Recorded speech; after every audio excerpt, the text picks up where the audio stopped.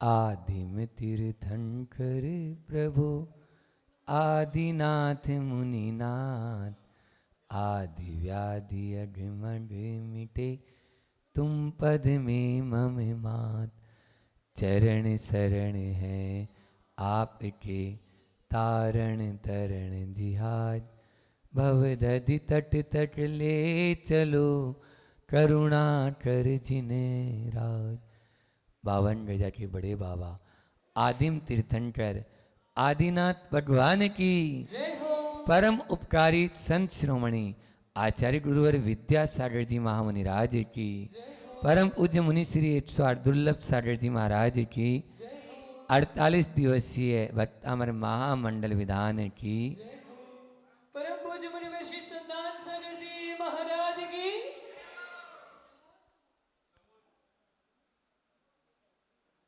तम संभव संभव तरस रोगे, संतप्य मानस्य जनस्य लोके।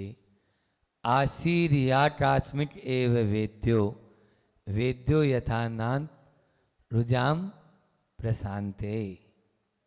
यथानाथ रुजाम प्रशांते, जैसे वैद्य रोग से बिना किसी प्रतिकार बिना किसी इच्छा के सामने वाले रोगी को दूर कर देता है, रोग से हटा देता है।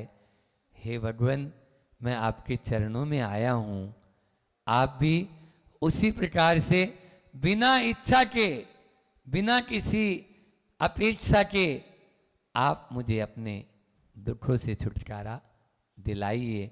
आप ऐसे नाथ हैं जो कोई अपेक्षा नहीं रखते। रुजाम, यहाँ पर 2 बार वैद्य शब्द आया है। संभवनाथ भगवान की स्तुति आचार्य श्री जी दिन में 3 बार और हम लोग भी प्रतिदिन प्रातःकाल की वेला में करते हैं। उसकी ये 2 लाइनें आपके सामने अभी मैंने बोली कि संभव असंभव कुछ भी नहीं, सब कुछ संभव है। तेरा रोग तुझ में है तो तेरा इलाज भी तुझ में है। भगवान क्या कहते हैं? तेरा रोग तुझ में है तो तेरा इलाज भी तुझ में है। क्यों बाहर के थपेड़े खा रहा है? अपने पास आना, बहुत खजाना है। क्यों बाहर के तुम थपेड़े खा रहा है? अपने पास भी बहुत सारा खजाना है। उस खजाने को तो जान। लेकिन हम हैं कि बाहर ही बाहर जा रहे हैं। भारत को पुनः प्रतिभा रत बनाना है तो 5 भय का आपको ध्यान रखना है, जिसका जिक्र मैं हमेशा करता हूं। बदलनी होगी भाषा, बदलना होगी भूसा, बदलनी होगी भेषज, जिसकी आज चर्चा करना है। भेषज यानी दवाई, औषध। औषध को संस्कृत में कहते हैं भेषज, ठीक है ना? हाँ, भेषज। और बदलना होगा आपको भोजन, और बदलनी होंगे भाव। आचार्य श्री जी ने इन 5 को बदलने के लिए आपको 5 बड़े बड़े प्रकल्प दे दिए हैं। आपके ऊपर निर्भर है आप कितना बदलते हैं। भाषा बदलने के लिए प्रतिभा स्थली दे दी, तो भूषा यानी वस्त्र बदलने के लिए हथकरघा दे दिया। भेषज बदलने के लिए पूर्ण आयु जैसे केंद्रों की स्थापना कर दी। भोजन बदलने के लिए शांति धारा और पूरी मैत्री जैसे विकल्प दे दिए। और भाव बदलने के लिए चेतन कृतियां माता जी और हमारे जैसे महाराज बना दिए हैं। इस प्रकार से यह 5 आपके लिए आचार्य श्री जी ने दे दिए हैं। आप उपयोग कितना करते हैं? तो आज बात है, क्योंकि 13 और 14 तारीख को जैसा कि आप लोगों को बताया गया, यहाँ 52 गजा की इस पावन सिद्ध भूमि पर एक विशाल आयुर्वेदिक चिकित्सा, क्योंकि आयुर्वेद ही हमारा सच्चा वेदन है। बाकी तो बाहरी हमारे ऊपर थोपा हुआ है, लेकिन हम भी इतने होशियार हैं, हम बाहर वाले को जल्दी से स्वीकार कर लिए और अपने ही वाले को, एक मारवाड़ी में कहावत है, घर का पूत कमारा डोले और पाड़ोसन का फेरा। क्या बोला? घर के पुत्र तो कंवारे घूम रहे और दूसरों की शादी कराने के लिए वो तैयार हो रहा है। ये इस प्रकार का ही कुछ ऐसा ही हो रहा है कि जैसे हिरण के नाभि में कस्तूरी है, लेकिन कहते हैं उस कस्तूरी की सुगंध के चक्कर में हिरण खूब छलांग भर भर के और इधर उधर दौड़ लगाता रहता है, आज तक उस कस्तूरी को प्राप्त नहीं कर पाया। यही दशा भारतीयों की बनी हुई है। कस्तूरी भीतर है लेकिन वो बाहर कस्तूरी खोजना चाह रहा है। 3 काल में नहीं मिल सकती है बंधुओं। नाम ही है दवाई और हमारे यहाँ है औषध। जो दवा देती है रोग को उसका नाम है दवाई। दवा के आ गई उसका नाम दवाई। और यहां पर जो शोधन कर दे भीतर से उसका नाम है औषध। शोध कर खाते तो हो, नहीं खाते ना। शोध कर खाने वालों को कभी औषधि की भी जरूरत नहीं पड़ेगी, क्योंकि वो आहार को ही औषध बना लेता है। क्या बोला मैंने? शोधन करके जो खाएगा उसको कभी औषधि की जरूरत नहीं, क्योंकि वो आहार को ही औषध बना लेता है। बलिहारी इन भारतीयों की जिन्होंने आज औषध को ही आहार बना लिया है, जिन्होंने आज औषध को ही आहार बना लिया है। बांकानेर से चलें तो भोजन का टिफिन या भोजन का डब्बा या भोजन की जो पोटली होती थी वो भले ही याद नहीं रहेगी, लेकिन उसके पहले दवाई का डब्बा याद रहे। वो डब्बा रखा नहीं रखा जिसमें क्या है? दवाइयां। अब बोलो क्या हो गया है? पहले घर से बाहर निकलते थे बड़े बुजुर्ग, हमें मालूम है, तो एक कंधे पर, पहले ये टिफिन नहीं चलते थे, आप होट पोट और ये प्लास्टिक के हैं जो बीमार करने वाले आइटम चल गए। सब जितने भी हैं, चाहे स्टील हो और चाहे प्लास्टिक, न स्टील भारतीय थी और न प्लास्टिक भारतीय थी। बस अपना जो है 2 रोटी एक अच्छे सूती कपड़े में बांध लेते थे, जिसमें से हवा भी जाती थी अंदर और प्रकाश भी अंदर जाता था। क्या बोला? हथकरघा के कपड़े में 4 रोटी, घर में ही हथकरघा लगा हुआ था, तो बस उसी से बनता था कपड़ा और उसमें 4-5 रोटी अपनी बांध ली जितनी खानी है। बीच में अपना थोड़ा सा जो है उसका लगावन जो होता है, जीरावन नहीं, हाँ, जो भी उसके साथ में जो लगा के अंदर लेना है वो, ये सब भारतीय होते थे। निमाड़ वालों जाट जाओ, मैं तो कह रहा हूं पूरे देश वालों को ही, केवल अकेले ही निमाड़ वालों को ही नहीं, हाँ, कि जाटना जरूरी है। अभी भी सोते रहेंगे तो हाथ पे हाथ। पहले गली गली में पान की दुकान होती थी और अब गली गली में दवाई की दुकान। क्या बोला? गली गली में दवाई की दुकान। वो अपोलो वाले और रिम्स वाले कहते हैं आपकी गली में जगह हो तो हम वहीं हॉस्पिटल बना देते हैं, आप बाहर नहीं निकलना, थोड़े दिन में घर घर में अस्पताल बन जाएंगे। बन ही रहे, घर घर में अस्पताल। क्या हो रहा है बोलिए? क्या ये भारत की संस्कृति थी? याद करो अपने अतीत को। आज के 20-25 साल, 50 साल पुरानी, 40 साल पुरानी उन दादी माँ और नानी माँ के नुस्खों को याद करो, जिनके माध्यम से हम आरोग्य को प्राप्त हो जाते थे। हाँ, आरोग्य नाण लाहम दयंती अपन रोज पढ़ते हैं चतुर्विंशति तीर्थंकर भक्ति में।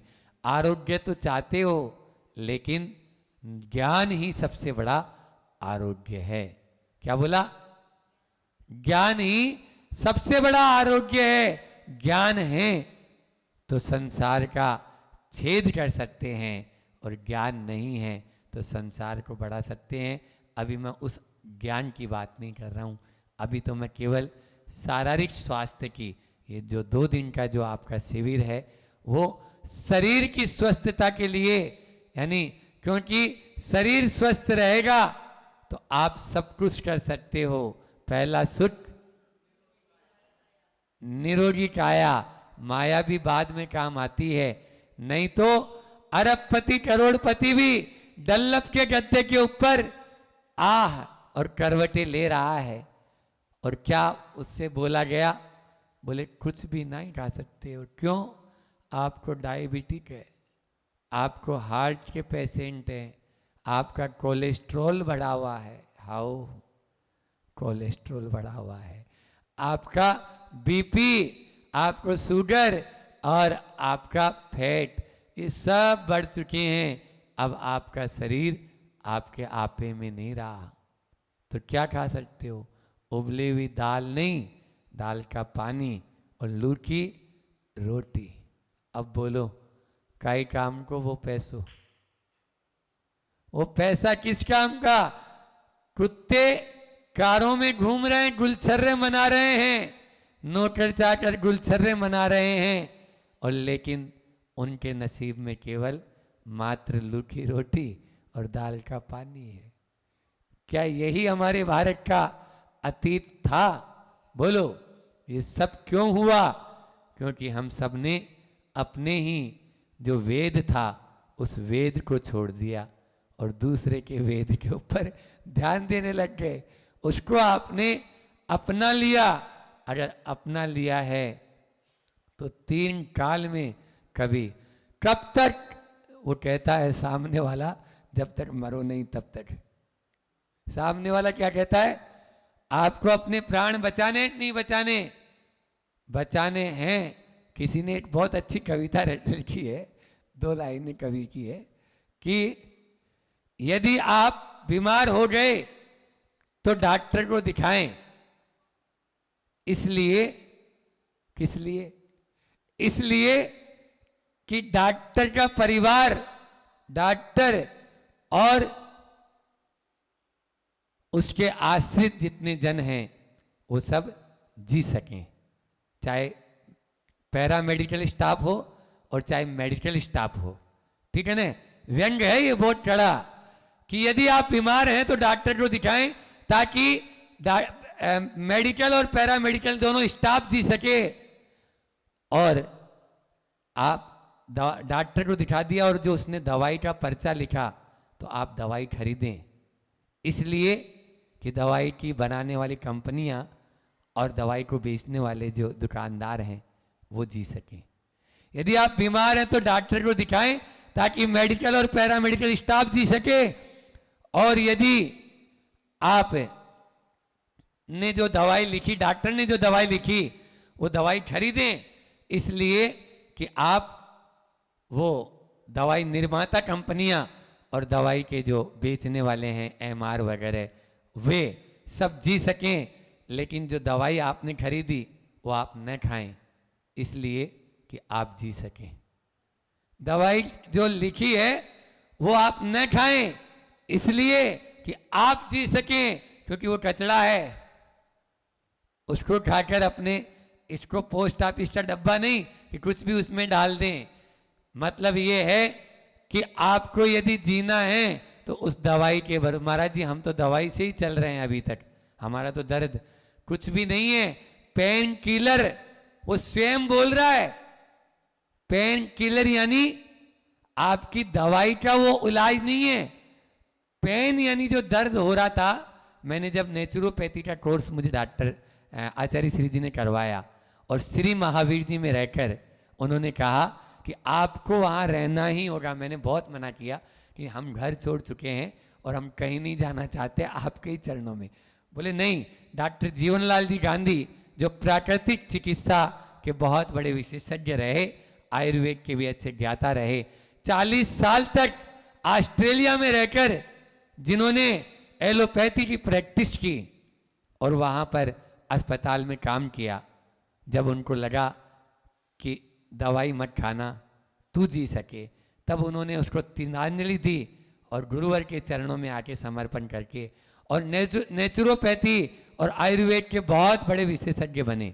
90 साल की उम्र के अभी भी जी रहे हो तो पता नहीं, उस समय की बात है, 2001 की बात है, जब मैंने उनके अंडर में रह के नेचुरोपैथी कोर्स किया था। तो मैं कह रहा था कि उन्होंने कहा कि दवाई जो बनती है वो दवाई बनाने वाले खुद एमआर और कंपनियां ये कहती है कि ये दवाई खाएं, ये दवाई खाएं या ऐसी दवाई बनाएं कि उस दवाई से ठीक भी नहीं होना चाहिए और मरना भी नहीं चाहिए। क्या ये हमारी भारत की संस्कृति रही है? बोलो, कोई दवाई देने वाले का ये भाव रहेगा कि ये ठीक नहीं होए और ये मरे भी नहीं, मर गया तो हमारे कोई काम का नहीं और ठीक हो गया तो हमारे कोई काम का नहीं। आज यही अस्पतालों में हो रहा है। और आज जो आप दवाइयाँ खा रहे हो, उन दवाइयों का यही हाल है। तो मैंने उस समय लेख लिखा था, यदि दर्द ना होता, उसका टाइटल दिया। उन्होंने बोला आपको लिखना तो पड़ेगा, तो मैंने बोला ठीक है हम लिखते हैं। तो मेरे टाइटल आप बताओ। तो यदि दर्द ना होता, यदि ये दर्द नहीं होते शरीर वगैरह में, तो आप क्या होते? जड़ बन जाते।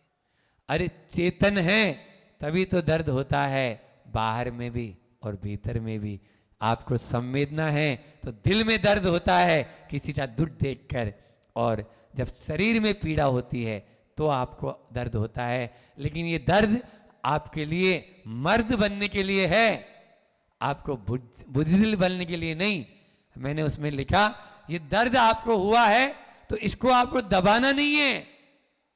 आपको मान लीजिए दस्त हो गए, आपको मान लीजिए बुखार आ गया, आपको मान लीजिए उल्टियाँ हो रही है, ठीक है ना, आपको मान लीजिए जुकाम हो गया है, ये सब एक्यूट डिजीज है।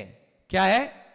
Acute disease. एक्यूट का मतलब होता है तीव्र रोग हिंदी में, और दूसरे हैं क्रोनिक, जीर्ण रोग, उसको हिंदी में बोलते हैं जीर्ण रोग आयुर्वेद में। तो आप तीव्र रोग को दबा देते हैं और वही धीरे धीरे धीरे धीरे जाके जीर्ण रोग में परिवर्तित हो जाता है। क्यों डॉक्टर साहब? यही बात है ना, डॉक्टरनी भाई बैठी है यहाँ पर।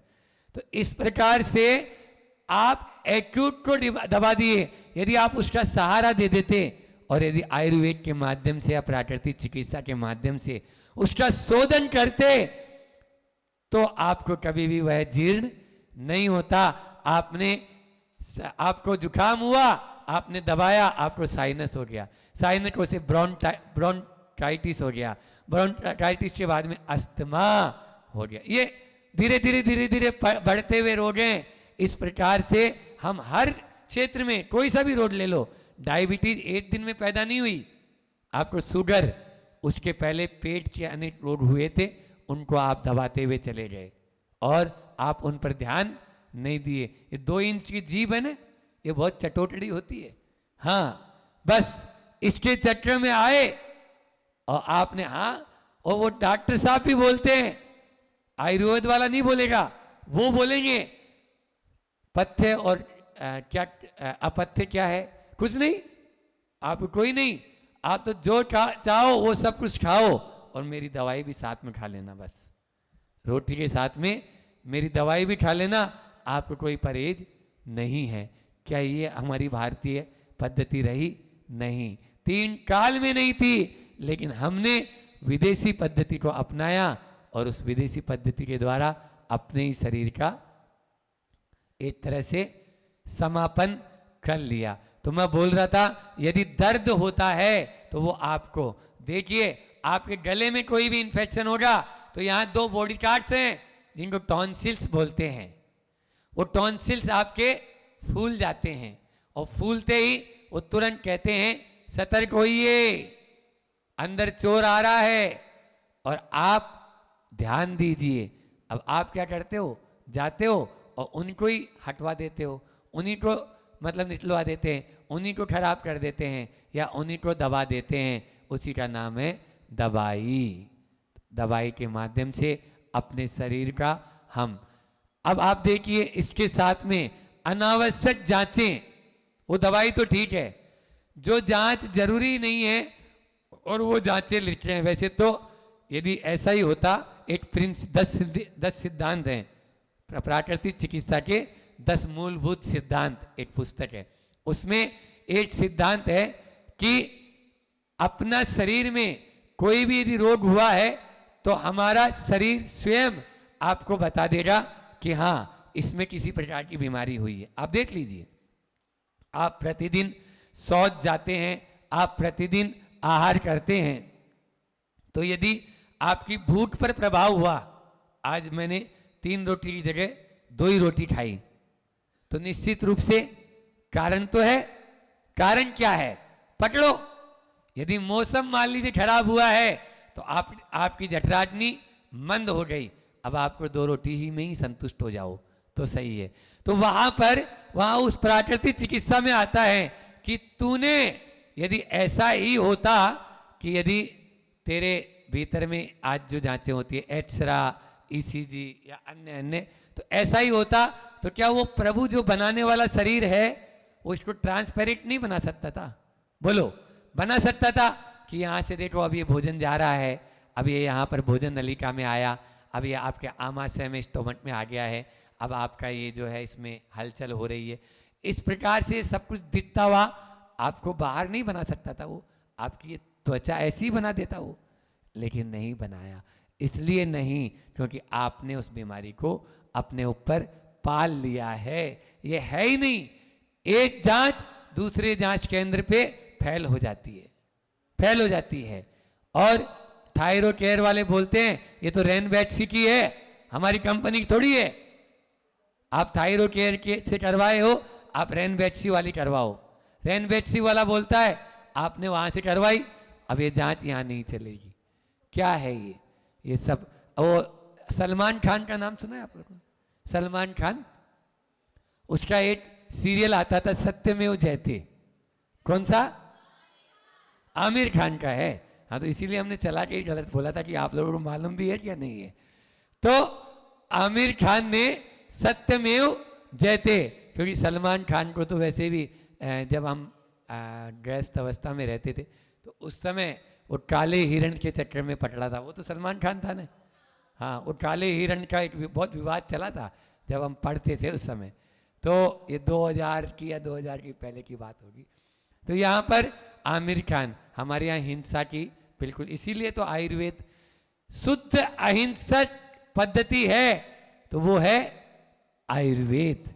आयुर्वेद के माध्यम से ही हम अपने इस जैन धर्म, और जैन धर्म नहीं अहिंसा धर्म को पूरे विश्व में स्थापित कर सकते हैं। अभी कोरोना काल में बता दिया। तो उस आमिर खान का एक सीरियल सत्यमेव जयते निकला था, देखा कभी? उसमें अनेकों डॉक्टर हकीकत बताई कि हकीकत इस प्रकार से कि किस प्रकार से हकीकत कि वहां पर किस प्रकार से वो लूट रहे हैं।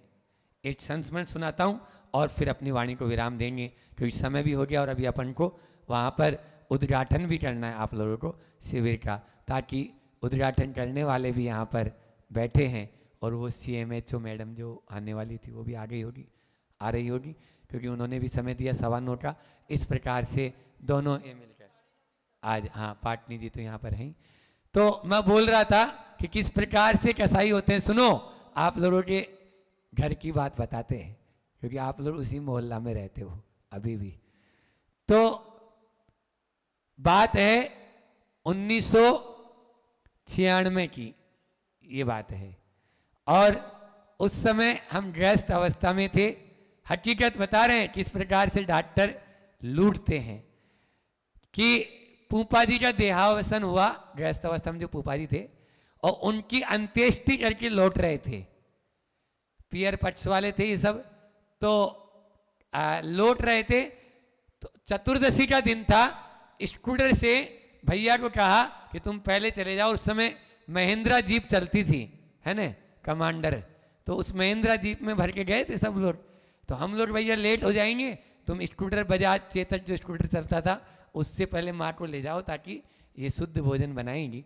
और वो स्कूटर एक किसी गाय को बचाने के चक्कर में स्लिप हुआ। स्लिप होते ही माँ गिरी, गिरते ही वो सिर के बल गिरी। तो जो भी ब्रेन हेमरेज जिसको आप लोग आज की भाषा में बोलते हैं, तो वो अचेतन हो गई। पास ही के अस्पताल में बताया, उन्होंने बोला ये हमारा केस तो नहीं है, आप SMS हॉस्पिटल है वहाँ ले जाओ। SMS में लेके गए। हम लोग घर पे पहुँचे तो वहाँ वो लोग पहुँचे नहीं। कहाँ गए? तो हम ऊपर बनियान और नीचे हाफ पैंट पहने हुए थे। 10वीं क्लास 11वीं क्लास में पढ़ते थे। तो हाफ पैंट, तो लूना स्टार्ट की और अपनी लूना से गए और पूछते हुए ताऊ जी को पीछे बैठाया और पूछा कि यहाँ कोई ऐसा कुछ हुआ है। तो पता लगा कि हाँ एक हॉस्पिटल था, उसमें लेके गए हैं और कोई कांड। वो कहाँ गए? SMS में भेज दिया। हम SMS में पहुँच गए ऐसे ही, T-शर्ट और उसमें। और SMS में जो वहाँ के कैजुअलिटी जो घुसते हैं ना, क्या बोलते हैं, इमरजेंसी, उस इमरजेंसी में गए। इस नाम की कोई आई, हाँ कंचन देवी जैन आई अभी। और वो कहाँ है? ऊपर फर्स्ट फ्लोर में उनका ऑपरेशन होना है।